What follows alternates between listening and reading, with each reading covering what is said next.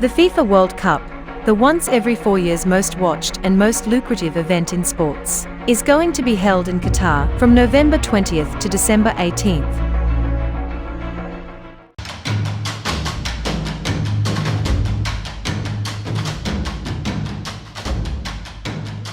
But those who contributed greatly to make it possible have been deprived of their happiness. This is the story of the blood, sweat and tears of tens of thousands of migrant workers. Kripal Mandal left his home in Nepal to earn a better life for his family. But he died 3 months after reaching Qatar, during the construction of infrastructure.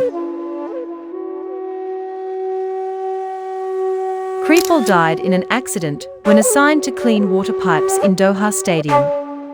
He inserted himself inside the pipe to clean it and got stuck there. He could not come out as water flooded in, and he died. Before heading to Qatar, the Kripal could not sleep at night, haunted by bills piling up and the upcoming financial burden of marrying off his daughters. The job in Qatar offered relief, as monthly cash transfers started to flow in. But this no longer happened.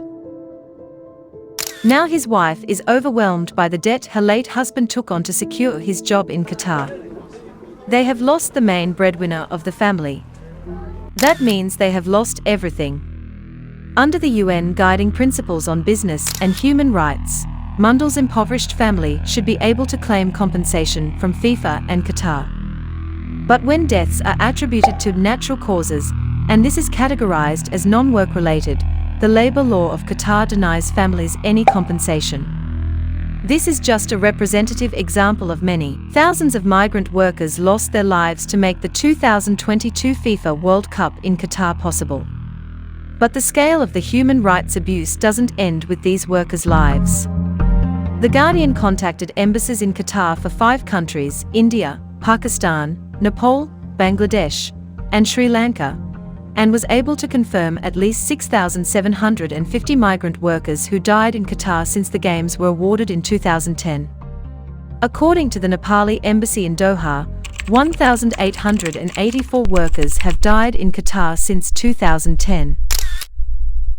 A large number of dead are found sleeping in the camp after overexertion, but their families have not received compensation.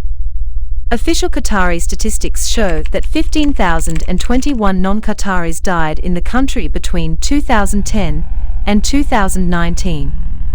The 8 stadiums where the Games will be held are built with the blood, sweat and tears of tens of thousands of migrant workers, including from Nepal.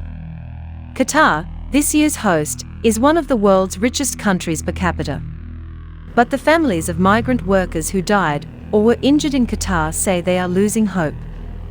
They have no lawyers, no support, little or no ongoing contact with the sponsoring companies, and limited means of contacting FIFA or Qatar to appeal for compensation.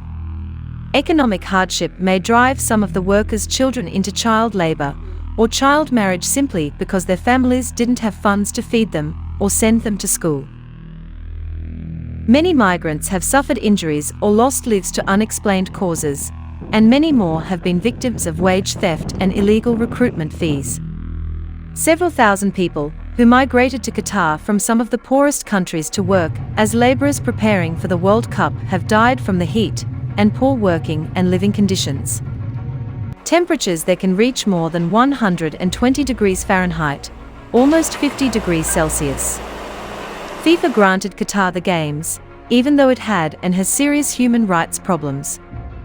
FIFA did no human rights due diligence and set no conditions about protections for migrant workers.